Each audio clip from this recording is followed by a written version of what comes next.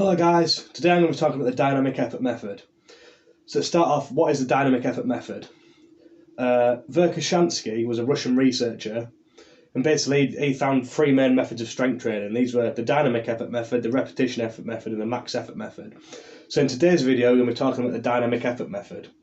What this is moving some maximal weights with a maximum velocity. The reason we do this is to train rate of force production and intermuscular coordination. So that's coordination between your muscles to create force at the same time in a movement. So what we do in the dynamic effort method, we weigh between 75 and 85%. So week 1's 75, week 2's 80, week 3's 85%. This isn't necessarily always straight bar weight. I mean, you can do waves of straight bar weight, but it's preferable to use bands and chains. So with bands and chains, what you do is you take 50% and use 25% bands or chains.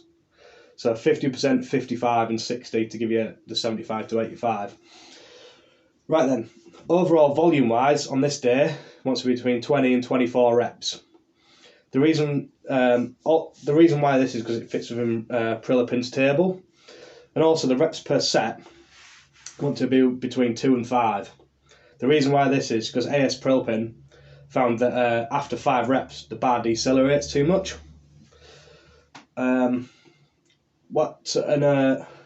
Also the benefit of doing a high number of sets with low reps per set is you practice a setup like several times. You might be doing 10 sets of 2, so that's 10 times you're practicing the setup. It's going to improve your form.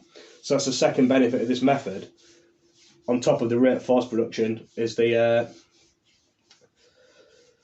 high practice of the movement. Bands and chains stop bar deceleration. So say you're doing a normal squat with straight weight, as you get to the top it gets easier, whereas the bands stop this. The bands make it hard as you get to the top. So basically what would happen if you did it without the bands and moved the same with the 50%, the bar would fly off your back, and we don't want this, it's not safe. So the bands allow you to keep accelerating later into the movement, which allows you to create more force. Additionally, this method is really good at recruiting high threshold motor units. So basically, on a conventional training system, you'll have to go within 5 reps of failure to get a decent amount of muscle recruitment. And really, maximum recruitment's only happening on that very last repetition. But basically, with the ballistic nature of the dynamic effort method, you're getting maximum motor unit recruitment straight from the go on the first rep. So you're basically getting 20 to 24 high quality reps in, which are going to cause a lot of hypertrophy. A lot of people find that the dynamic effort method might actually produce more hypertrophy than traditional hypertrophy training. So it's great for that.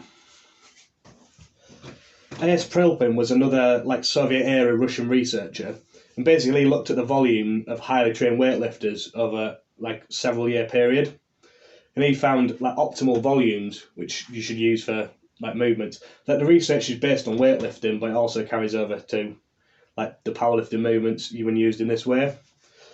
It's pretty much a gold standard of prescribing volumes of training.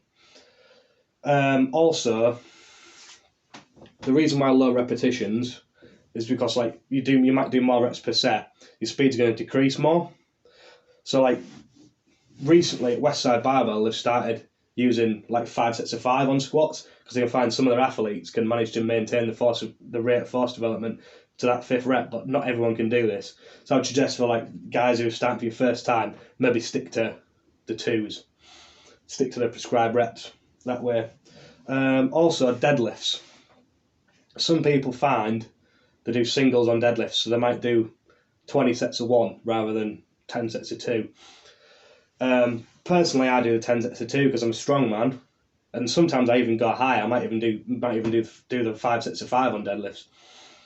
Lastly, the rest periods used for the dynamic effort method also feed largely into the benefit of it. So the rest periods want to be kept short. What I mean by this is anywhere between 45 to 90 seconds. You don't want to be taking much more than that, really. With the exception of if you're doing the 5 sets of 5 on squats, for example, you might take up to 2 minutes. But basically, the aim is to get the bulk of all the work done within a 20-minute period, 15 to 20 minutes. So it's really high dense training. So this adds like an additional conditioning benefit because you have to be in shape to be able to do this method. Like a lot of people are going to struggle with the short rests because it's one of the things that make it quite hard. But basically the idea is you're getting the same density of training as if you did 3 sets of 10, but you're doing 10 sets of 3, so a lot higher quality reps, and the rate of force production is a lot higher. Right then guys, thank you very much for watching. Please click like and subscribe. Dan out.